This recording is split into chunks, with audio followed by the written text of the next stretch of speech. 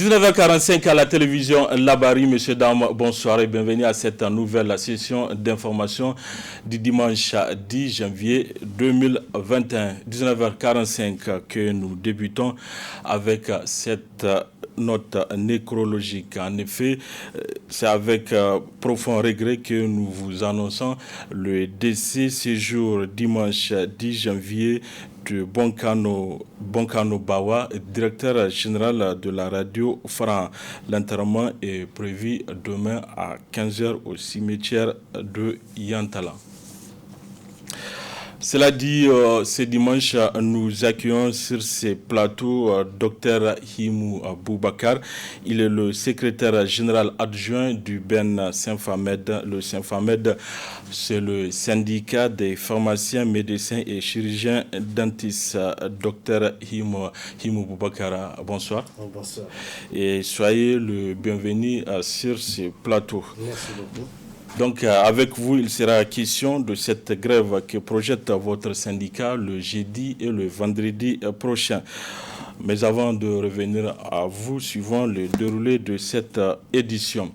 Cela dit, après l'attaque meurtrière de deux villages de la commune rurale de Tondikiwindi, c'est dans la région de Tillabéri, qui a enregistré une centaine de morts, tous des civils, on constate un flux important des déplacés dans cette zone en proie à l'insécurité.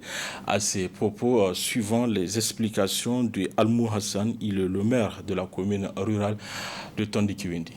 Les deux villages, à savoir Tchouma Bangou et Zarundari, relèvent de la commune de Tondikiwindi dont je suis le maire.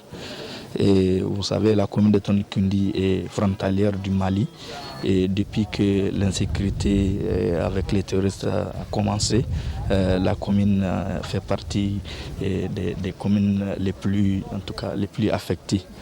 Donc, avec les attaques qui ont été enregistrées précédemment, vous avez constaté, ça a commencé avec les attaques des bases des FDS, ça a continué. Et maintenant, c'est aux civils avec l'enlèvement et la tuerie des autorités locales que sont les chefs de village. Donc on est dans cette situation. Ils ont continué, ils commencent à prélever la zakat sur la population. Et c'est ainsi que le 2 janvier, le samedi 2 janvier 2021, cette attaque inédite a été enregistrée dans les deux villages de Tchombongo. Les terroristes étaient venus en grand nombre, on parle d'une centaine de motos, pour en tout cas attaquer les deux villages simultanément. Et on a malheureusement enregistré ce que vous avez dû entendre, une centaine de morts, soit 70 à Tchombongo et 30 à Zarundari. Et après, on aurait même appris qu'ils ont encore découvert des corps et ça va jusqu'à 105 au total. Il y a eu beaucoup de blessés aussi. Et on a enregistré une trentaine de blessés. Certains sont actuellement à l'hôpital du district de Walam. Les plus graves sont en tout cas transférés à l'hôpital de Niamey. Ils sont une trentaine au total. Les forces de défense n'étaient pas sur les lieux quand ils ont fait l'attaque. Il a fallu qu'on les avise quand l'attaque a commencé. C'est seulement avec leur arrivée qu'ils ont pu retourner et ils se sont repliés à la frontière du Mali. Depuis l'attaque, vous voyez un village où une centaine de personnes, deux villages où une centaine de personnes sont tuées, les bras valides, les femmes, les enfants, et n'ont fait que, en tout cas, se déplacer. Donc, on a enregistré beaucoup de déplacés suite à cette attaque barbare. On a enregistré à Tchombongo plus de 435 ménages qui se sont déplacés pour revenir à Manguézé. À Zarundare, on en a enregistré aussi beaucoup, pratiquement tous les villages. Et même les villages environnants étaient obligés de se déplacer parce qu'ils n'avaient pas, en tout cas, l'assurance d'être sécurisés. Fin de la visite guidée de l'équipe de la presse sur les chantiers des travaux en cours ou achevés entrant dans le cadre de la fête de la République ou fête tournante à Difa Ingila. Après avoir visité tous les sites, le président du comité national en charge de l'organisation a fait le point de l'évaluation des travaux hier samedi 9 janvier 2020 à Difa. Le point avec nos envoyés spéciaux Hassan Saleh Mustafa et Abouakar Souley. Du 7 au 8 janvier 2020, une délégation de la presse guidée par le président du comité d'organisation de la fête nationale d'Ifangala a visité tous les chantiers des travaux entrant dans le cadre de cette fête de la République. Objectif, constater l'évolution des travaux. Au terme des visites, le président du comité d'Ifangala fait le point suivant. De tous les programmes mis en œuvre dans le cadre du programme de modernisation des villes du Niger, celui de DIFA présente le plus gros défi à relever, compte tenu du contexte très particulier dans lequel se trouve la région depuis quelques années. À cela est venue se greffer la pandémie de la Covid-19, dont l'impact sur l'économie mondiale est catastrophique. La conjugaison de toutes ces contraintes n'a pas permis la réalisation dans les délais requis de certaines infrastructures, notamment la voirie urbaine, qui est le volet le plus important de la modernisation de la ville, mais qui était malheureusement à un taux de réalisation de 38% seulement à la date du 1er décembre 2020. Cet état de fait a conduit le gouvernement à décider du report des cérémonies commémoratives du 18 décembre 2020 à DIFA, en vue de parachever la réalisation de toutes les infrastructures structurantes qui vont permettre la modernisation de la ville de DIFA et de la région, une région dont la population est restée résiliente malgré les difficultés et qui mérite de bénéficier au même titre que toutes les autres capitales régionales du programme de modernisation des villes initié par son Excellence M. Issoufou Mahamadou, président de la République, chef de l'État. Il faut souligner que l'exécution de la voirie, qui est le volet le plus important de ce programme, n'a pas encore atteint un niveau satisfaisant car elle n'est qu'à un taux de réalisation de 45% à la date d'aujourd'hui. Environ 12 milliards de francs CFA ont été décaissés pour la réalisation des différentes infrastructures. À la date du 9 janvier 2021, toutes les entreprises qui ont finalisé les travaux ont été mises dans leurs droits. Le comité national d'organisation n'encaisse aucun impayé. Nous sommes à la date d'aujourd'hui sur financement propre de l'État. Je ne mets pas en compte la contribution des sociétés qui ont construit des villas sur fonds propres de l'État, c'est-à-dire volet trésor. Nous sommes aujourd'hui à un taux de décaissement ou à un niveau de décaissement d'environ 12 milliards de francs CFA. Et c'est ça qui nous a permis de payer intégralement toutes les entreprises qui ont fini leurs prestations et celles qui sont en cours aussi reçoivent régulièrement leurs décomptes. Nous n'avons pas un franc de décompte en souffrance. Plusieurs chantiers ont déjà bouclé les travaux. Ceux qui ne l'ont pas encore fait sont en train de mettre les bouchées doubles pour livrer dans un court délai. Certaines entreprises ont déjà annoncé la date du 15 janvier 2021. Déracinés par les violents vents de la précédente saison de pluie, les Kaïl Cédra se trouvant devant l'hôtel de ville de Niamey ont été récupérés par un jeune sculpteur. Il essaye de sa manière de leur donner une nouvelle vie. Suivez ce reportage de Ariata Salah. C'est pour redonner une nouvelle vie à cet arbre déraciné en août dernier suite à un vent violent que les autorités de la ville de Niamey ont sollicité le service de ce sculpteur pour transformer cet arbre en objet d'art utilitaire. L'arbre était tombé pendant une tempête d'eau au mois d'août dernier. Donc du coup, au lieu de l'abattre et faire le bois de chauffe, le PDS avait pensé faire des tabourets, des bancs, des chaises que les gens peuvent en profiter encore de cet arbre-là. Donc c'est à partir de là que l'idée est née de faire des tabourets, des tables, bancs que vous voyez. Parce que l'arbre date de 1950, donc du coup on lui donne encore une nouvelle vie. Omar Sekou s'est lancé dans la sculpture dans les années 1990. Il est donc un sculpteur chevronné au vu des objets qu'il a sculptés et qui seront placés dans les espaces publics. Le syndicat des pharmaciens, médecins et chirurgiens dentistes projette d'aller en grève de 48 heures le jeudi et vendredi prochain pour exiger aux autorités de mettre ces militants dans leurs droits. Le reportage de Nafissa Touyaya. 300 médecins et pharmaciens ont été recrutés au courant de l'année 2020 par l'État et sont déjà déployés depuis plusieurs mois sur le terrain. Mais malheureusement, ces jeunes n'ont pas encore été mis dans leurs droits, leur mettant du coup dans une situation précaire. Situation qui ne laisse pas indifférent le syndicat des pharmaciens, médecins et chirurgiens dentistes. Le 17 mars 2020, suite à la recrudescence des cas de Covid-19 de par le monde, le président de la République a pris justement, si vous voulez, l'engagement de recruter 1500 agents, dont 300 médecins. Je crois que ces médecins-là ou ces agents de santé, normalement, ont été recrutés dans le cadre de la gestion de Covid, la réponse justement à cette pandémie.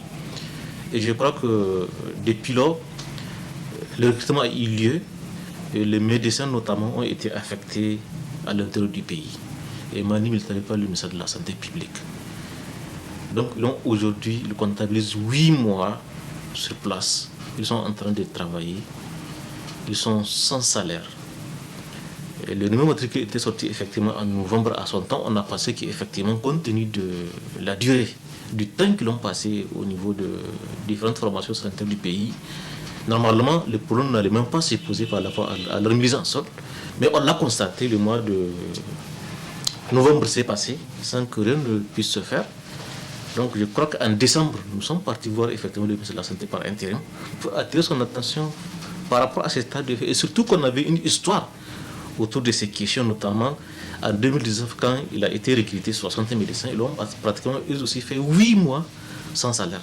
Et je crois que malheureusement, en fait, on n'apprend pas apparemment chez nous de leçons. Donc la même situation est en train effectivement de se répéter. Donc on a attiré l'attention du ministre de la Santé par rapport à ce stade de fait. Malheureusement, le mois de décembre effectivement était passé sans pour autant que quelque chose ne soit fait. Donc suite à cet état de fait, on a déposé, si vous voulez, une demande pour qu'on puisse effectivement discuter avec le ministre pour voir qu'est-ce qu'ils vont faire, qu'est-ce qu'ils comptent faire par rapport à cette situation-là. Et je crois que cette lettre-là, cette question-là est laissée lettre morte. Et c'est pour ça qu'on a préféré maintenant cette fois déposer effectivement ce préavis de grève pour que ces soldats-là puissent rentrer effectivement dans leurs droits. Le Saint-Famed exige. On envoie un chef de famille pendant près de 8 mois. Il est en train de travailler. Et nous sommes en guerre, il faut le rappeler. Parce que c'est la Covid, les gens là ont été recrutés pour faire face effectivement à la Covid. Et tout le monde sait les conditions dans lesquelles effectivement le Niger aujourd'hui végète par rapport justement à la recrudescence des cas de cette maladie. Et je crois qu'il y a même des cas positifs parmi ces agents de santé.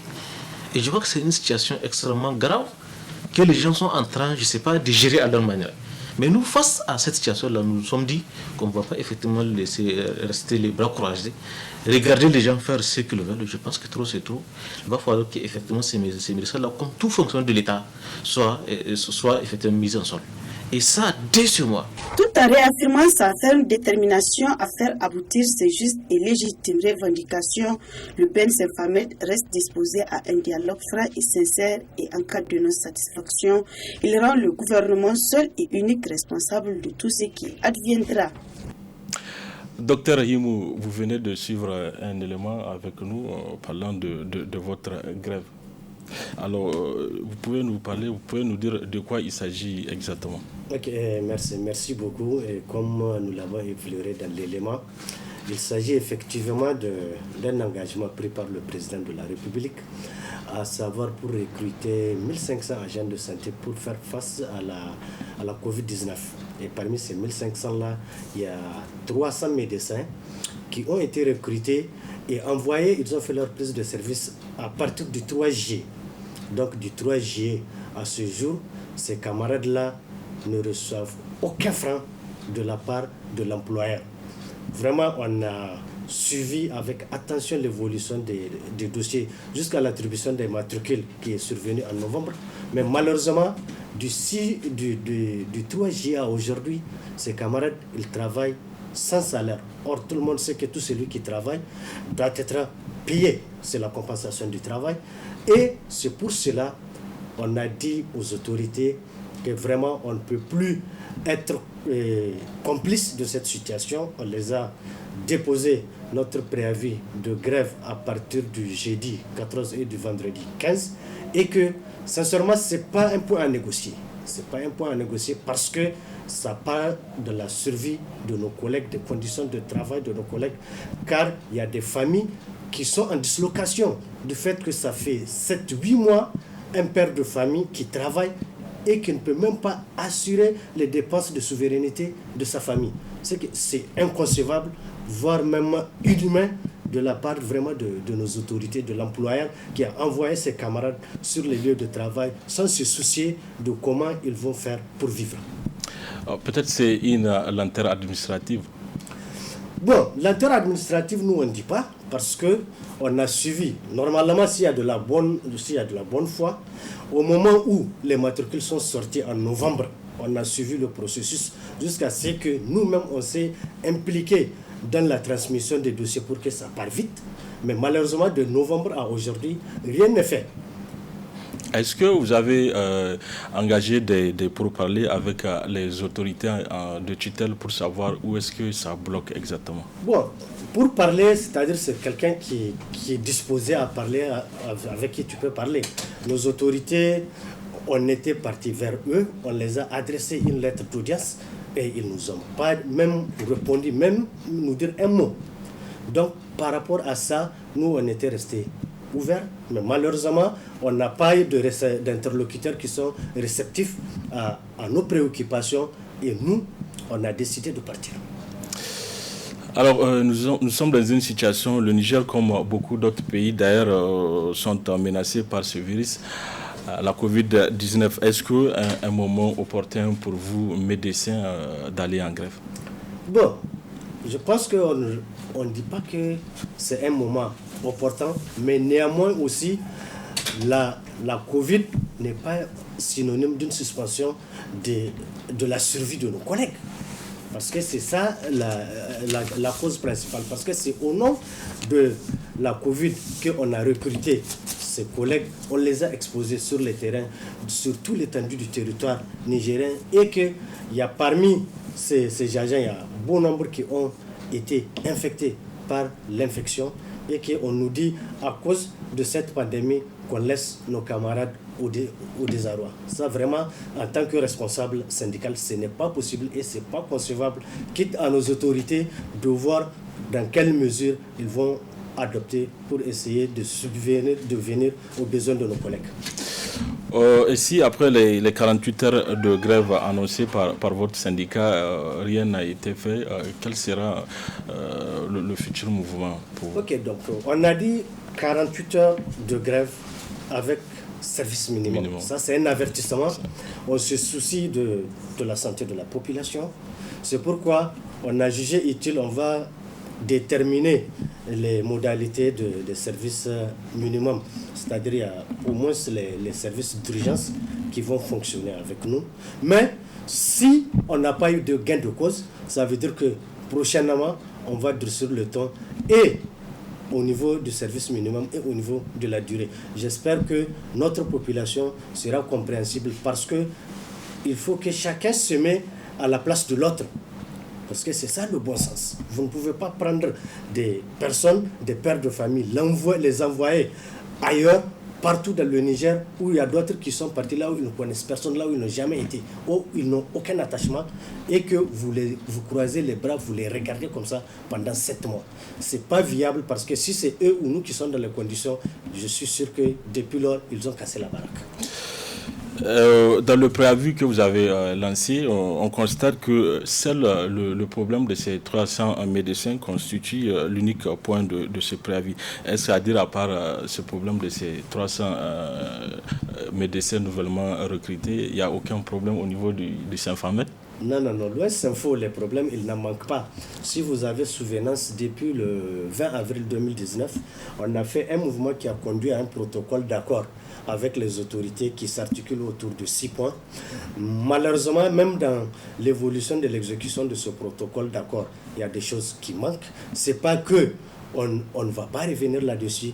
Mais pour le moment, vous avez vu, on a mis le seul point parce que c'est le point saillant. Il faut que ces camarades soient payés. Après, on va revenir sur le contenu du protocole d'accord qui nous lie bien sûr avec le SUSAS, parce que dans ce protocole, nous avons demandé la revalorisation de la formation postdoctorale, ce que le gouvernement a fait le sourd-oreille. On va revenir là-dessus.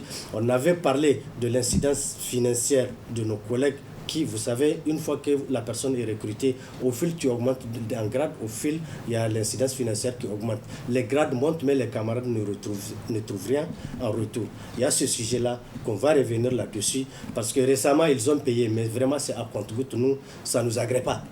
Il y a aussi la question liée à la formation des spécialistes, parce que vous n'êtes pas sans le savoir, chaque année, le Niger détermine ses priorités pour envoyer des collègues en formation. Malheureusement, une fois ces collègues hors du Niger ou même au niveau au Niger, on les délaisse à eux-mêmes, ce qui fait des misérables pour dire ça. Rien, ni la bourse, ni les frais de formation ne sont pas payés. Ce qui fait que les Nigériens sont vraiment mal vus à l'extérieur. On n'est pas prêt à cautionner ça. Et récemment, quand on a fait un petit bilan, il y a plus de 120 millions d'arriérés de frais de formation que d'autres se sont substitués à la place de l'État pour payer, pour avoir les diplômes et revenir, et d'autres qui n'ont pas les moyens ne peuvent pas le faire. Leurs diplômes sont bloqués à l'extérieur, ils sont revenus, malgré qu'ils ont terminé leur formation, ils sont revenus sans diplôme. Ça aussi, on va revenir là-dessus. Il faut que les autorités comprennent qu'on n'a pas oublié, mais seulement maintenant, le problème dorsal, c'est la mise en solde. C'est pourquoi on a dit que c'est un point non négociable. Il faut que ça soit fait.